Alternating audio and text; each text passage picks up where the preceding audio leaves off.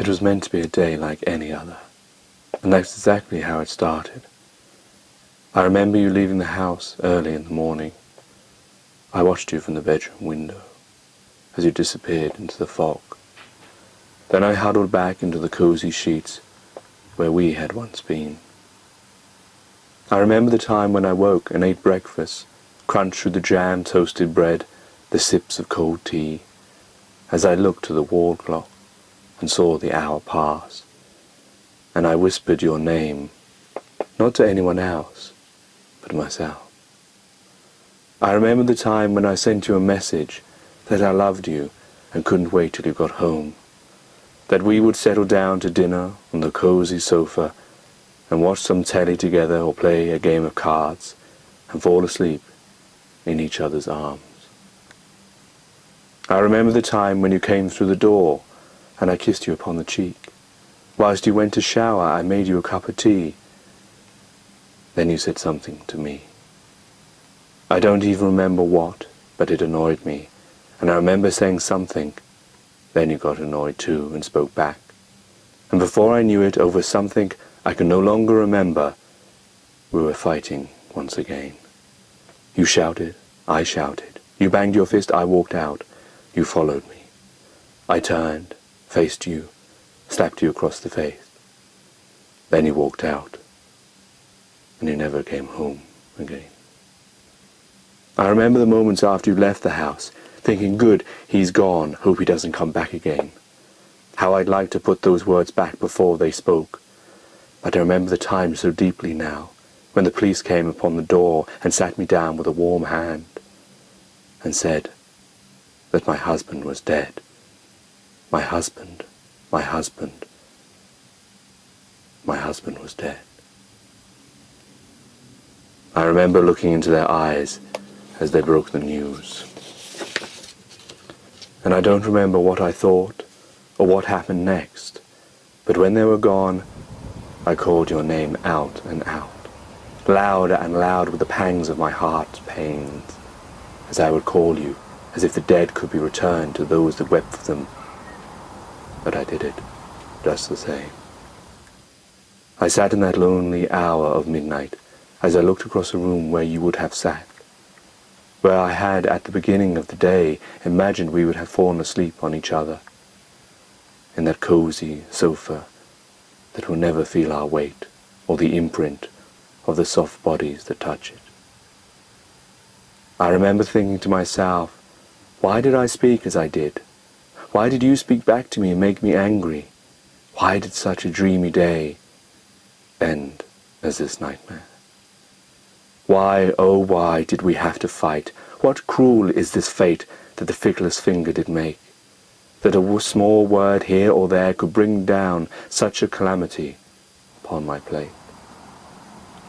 How could such a moment define time's future and lock up time's past? I could not sleep that night.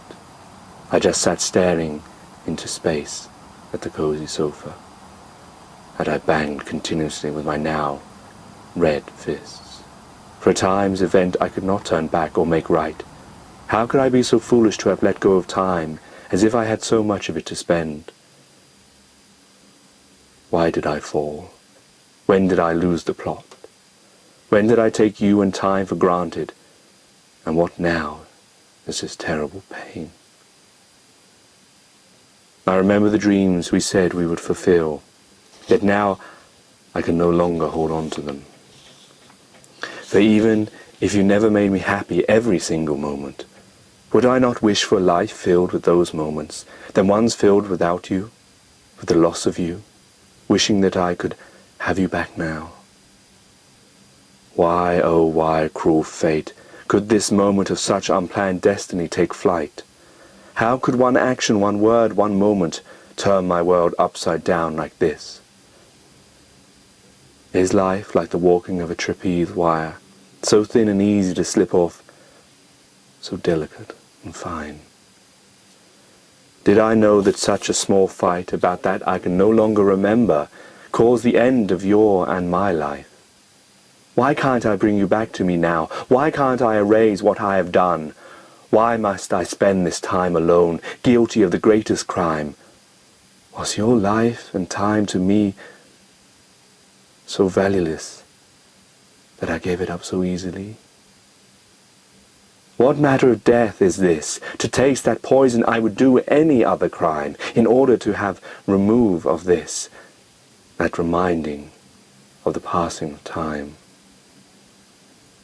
I remember your face little now, as your memory already evades me.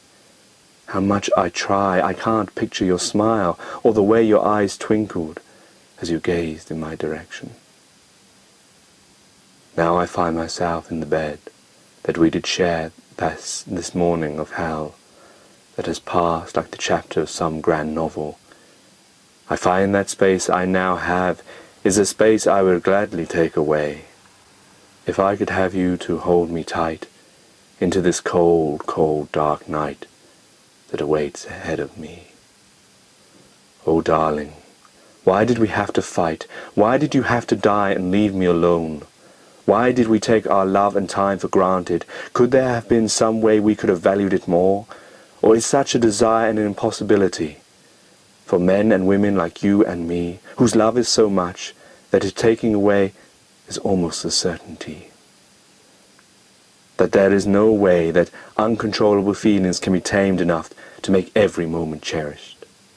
For then to behave in such a way, those feelings would be cold and predicted, and would have no place in the annals of love that once existed between you and I. And so weeks passed, and I find myself a wretched creature, losing time as easy as that day, waiting to find myself lost as you did. Yet cruel, I am not taken, and I live on where I find there is no you. And in that there is no reason for me to continue, yet with every day I find your image fades from me, till I fear a day I shall survive a time when I can no longer remember even your name. And then shall I be so wretched and cold that either I will be incapable of love, or I shall be as if another woman, and shall find a love as if it were my first. And then shall I repeat the circle of love and loss that each married couple will eventually take. So then, before such a time shall come, I will kneel before your grave and vow my love for you, as I did that day we were married. And I shall place my ring upon your headstone, so that in heaven you may give it to me once again. For in this world I know not whose I shall be, but I pledge to you that in the hereafter I am eternally yours.